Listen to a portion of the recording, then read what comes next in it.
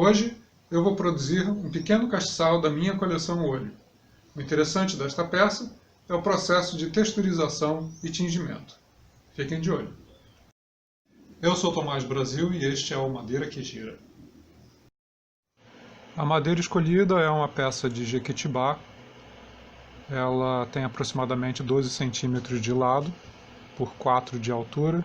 A parte inferior da peça está bem tranquila. A parte superior vai ter aí umas rachaduras pequenas, mas é bem suave, não penetra tanto assim na madeira, então vai ser desbastado quando a gente fizer a superfície. Prendemos na placa de castanhas com parafuso central, bem firme, e ela está pronta para girar. Começando o trabalho com uma goiva de desbaste, fazendo o fundo do que vai ser o nosso castiçal e usando a goiva para fazer o início das curvas que vão formar o fundo e também para tirar as quinas. Eu uso a goiva de desbaste para acelerar o trabalho, já que ela tira bastante material. E uso também de uma forma adaptada ela com a ponta da aba fazendo o corte como se fosse formar um partidor, né? Como a gente pode ver aqui nesse momento, quando eu viro e faço esse corte reto perpendicular à madeira, como se fosse formar um partidor.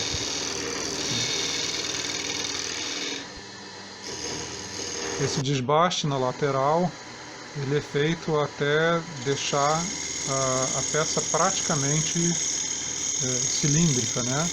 Tá lá, dá para ver um pouquinho do quadrado ainda, mas para o final do corte, eu sempre uso uma goiva de bacias, uma goiva de tigelas, porque quando você está usando a goiva de desbaste nessa posição, como se fosse um partidor, na verdade você está arrastando a madeira, e isso deixa a madeira bem esgarçada. Para fazer um corte suave, você tem que fazer uma ferramenta de corte, então a goiva de bacias é a ferramenta adequada para fazer isso. A gente sempre dá uma conferida para ver, no caso do tamanho, usando um paquímetro para determinar o diâmetro correto.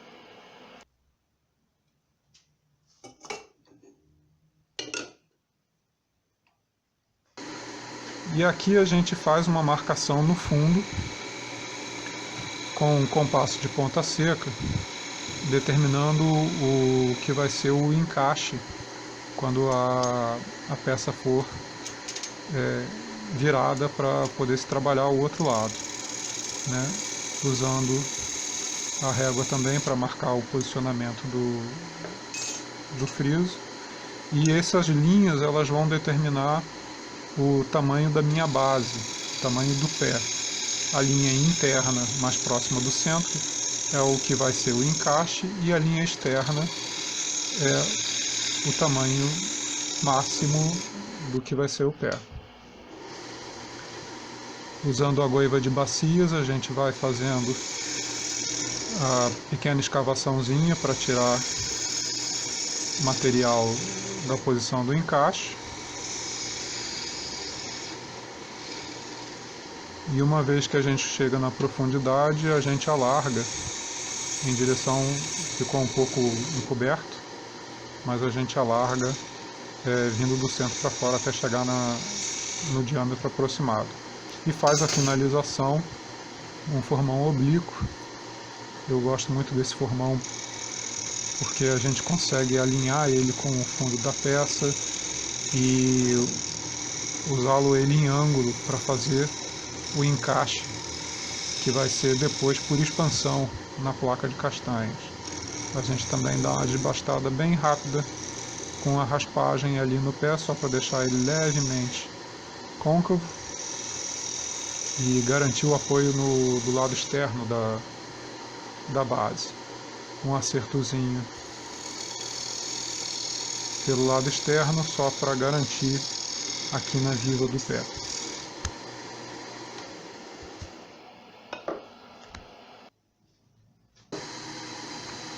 mudando de posição para fazer a curva suave que vai formar o fundo do castiçal. Ele tem essa forma um pouco de disco voador, né? Bem achatado. Então a curva bem suave, morrendo numa quina que vai ser um pouquinho pontuda, mas ainda bem de leve, suavemente ali.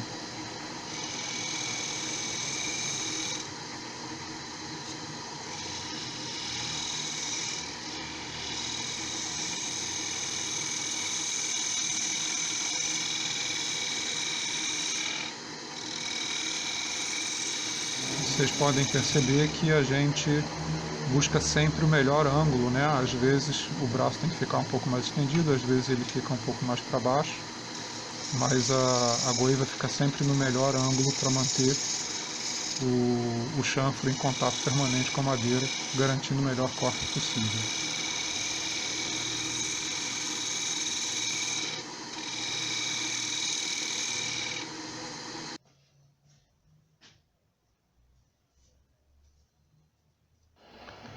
Processo de acabamento já, começando com a lixa. Eu uso sempre uma basezinha de borracha ou EVA para dar firmeza na lixa. Eu uso a lixa de fundo de pano, flexível, e são sempre 4 ou 5 grãos de lixa pelo menos, começando volta e meia com 120 e terminando com 320 ou 400.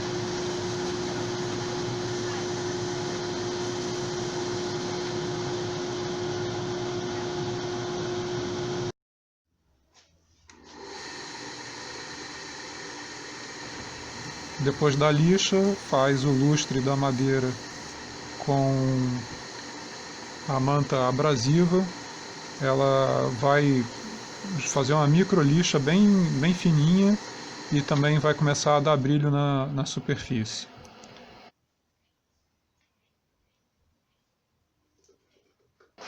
Após a lixa, aplica-se a seladora para madeira. Eu uso uma diluição bem líquida nela, ela fica praticamente 1 para 1. Gosto dela bem líquida para preencher bastante os poros da madeira, e havendo necessidade pode ser aplicada uma segunda demão, mas geralmente eu não uso essa segunda demão.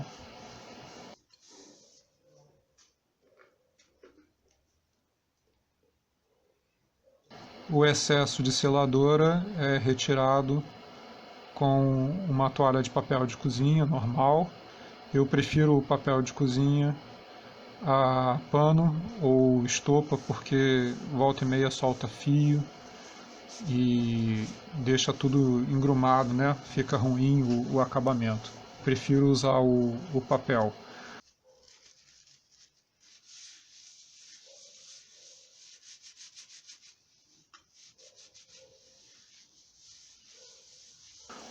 A retirada desse excesso já deixa a seladora praticamente seca ao toque, e isso facilita bastante o processo de acabamento, porque a gente já pode fazer a reaplicação da manta para tirar qualquer irregularidade que tenha ficado na superfície, e já entro com a cera em pasta para fazer o brilho final do objeto.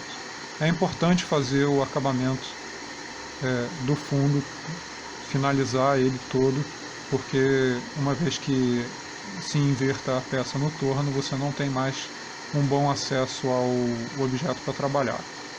E para tirar o excesso de cera, eu sempre uso um pincel macio.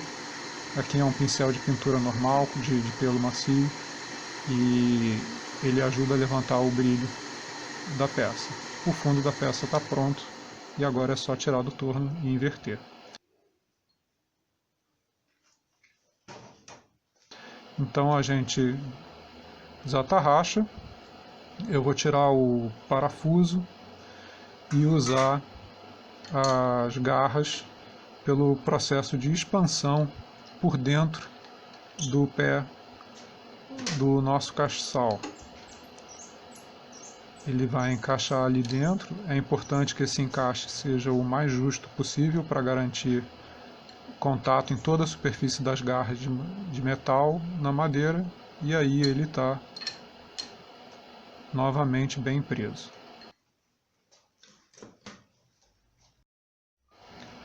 Uma vez que a peça está invertida, os meus primeiros cortes são sempre em direção ao centro e deixando a área de fixação do parafuso, porque se der algum tipo de problema, tiver alguma coisa errada, ou até mesmo se a peça se desprender com um dano ao pé, a gente ainda pode refixar pelo lado da frente, refazer a parte de baixo e recuperar o objeto. Aqui não tivemos problema nenhum, então depois de reduzido até a espessura que a gente quer, a gente vai retirar o excesso de madeira que ficou do que seria o encaixe para reaproveitamento.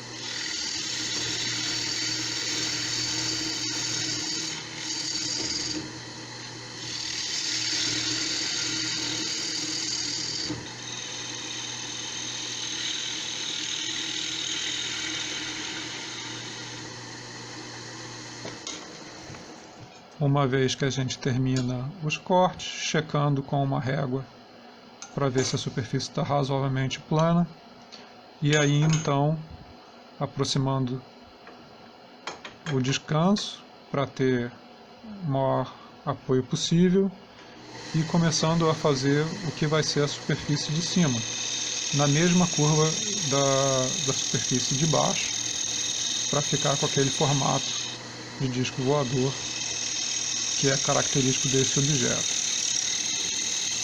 Começando a fazer os cortes mais perto da beirada para ir tirando material e se aproximando do centro na hora que vai chegando nos cortes finais da curva.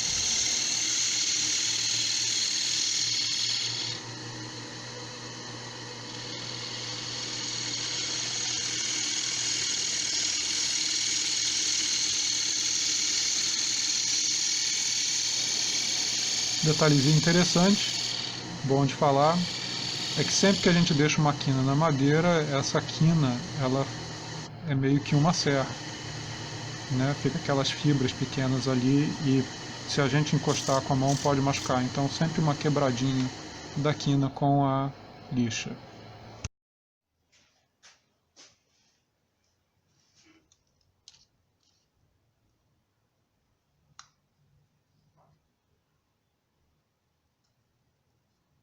Medindo com um paquímetro o tamanho da vela e usando o próprio paquímetro no mesmo processo do compasso de ponta seca para marcar a madeira do tamanho que a gente vai querer escavar.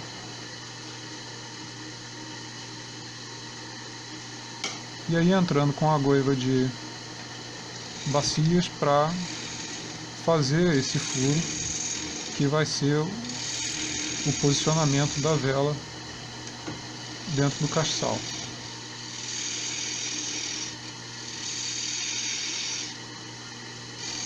A escavação desse furo onde vai entrar a vela é feita com uma goiva de bacias, uma bitola pequena, e a gente vai então trabalhando o fundo e a lateral desse furo, tentando chegar num formato, numa medida mais aproximada possível do fim, do tamanho da vela, né? Tanto na profundidade quanto no diâmetro desse furo. Uma vez que a gente alcança esse diâmetro, a gente troca de ferramenta Eu aqui estou usando uma chave de fenda velha que foi adaptada num formato de ponta de partidor. Ela é chanfrada e funciona exatamente como um formão partidor. E aí a gente vai testando a vela para ver se entra toda ou se precisa ainda progredir mais um pouco. Aqui a gente usa o partidor para fazer a profundidade.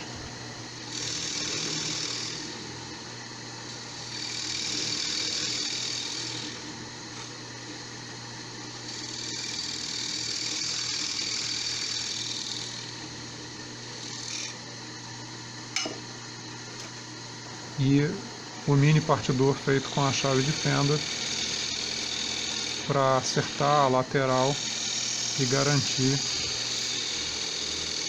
a medida.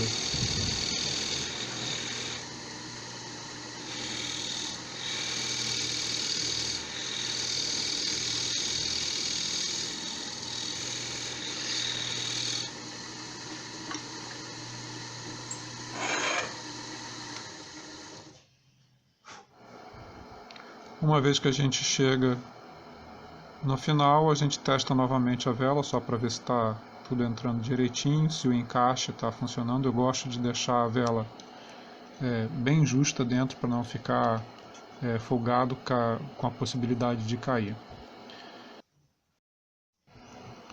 Agora então a texturização. Para fazer essa texturização eu vou usar uma escova de aço que você pode comprar em qualquer loja de ferragens. Ela tem essas cerdas de aço e a gente vai pressionar a escova contra a madeira até conseguir fazer os sulcos da textura de forma bem marcada. Eu gosto que eles fiquem bem aparentes na textura.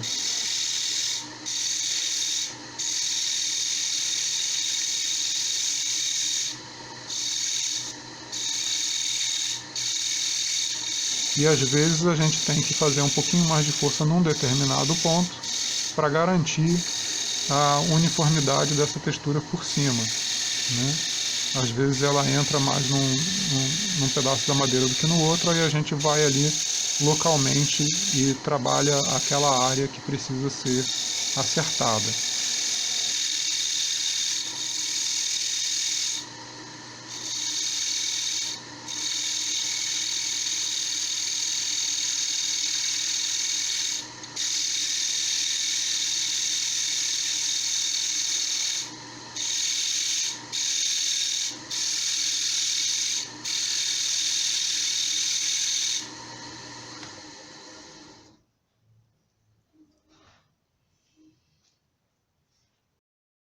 Aqui a gente consegue ver como ficou a textura.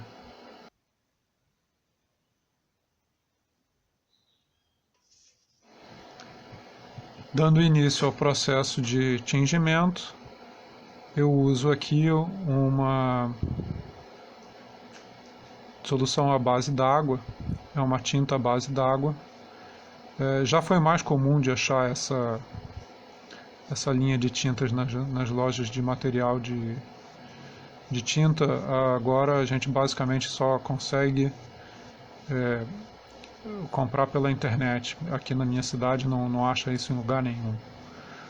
Então é a base d'água, estou dando uma cobertura bem generosa dela, com cuidado, só para não vazar para o lado de baixo, porque o lado de baixo está pronto. Então a gente não quer que a tinta vá para lá para estragar o trabalho que já foi feito. Uma vez que a tinta está aplicada em toda a superfície, eu normalmente deixo o objeto descansando por pelo menos 12 horas para que a tinta possa ser absorvida pela fibra da madeira antes de aplicar qualquer produto por cima para proteção da tinta. No caso aqui eu estou aplicando a mesma seladora que eu usei na parte de baixo, com a mesma diluição, aplicando agora na parte de cima. Como a seladora é diluída com um solvente, ela acaba também afetando um pouco a tinta que está na madeira. É sempre um pouquinho de tinta acaba saindo junto com a seladora, mas não é um problema.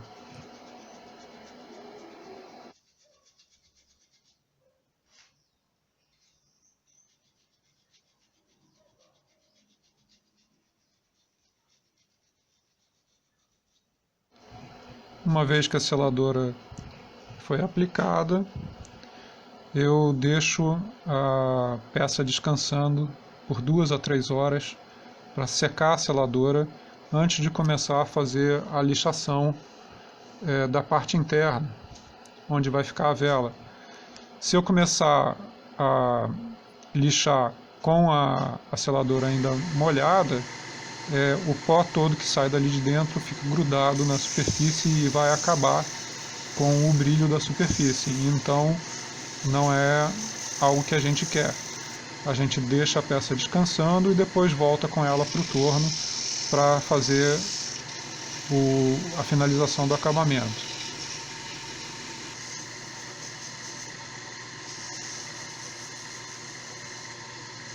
No caso aqui a gente lixa o buraco da vela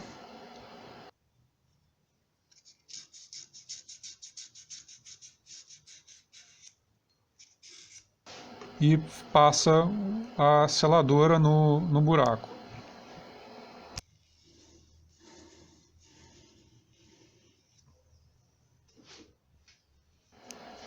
Tira o excesso da seladora com uma toalha de papel. E para voltar com o brilho da superfície pintada, aplica mais um pouquinho de seladora. Bem de leve, não precisa ser tanto, afinal de contas a gente já tem uma camada de seladora aplicada ali embaixo.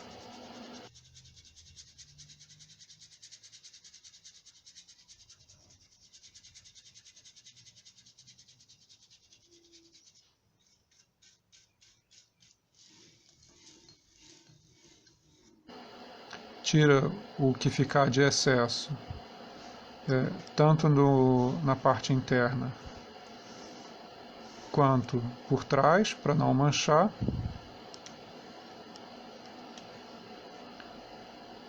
E aí a peça está finalizada.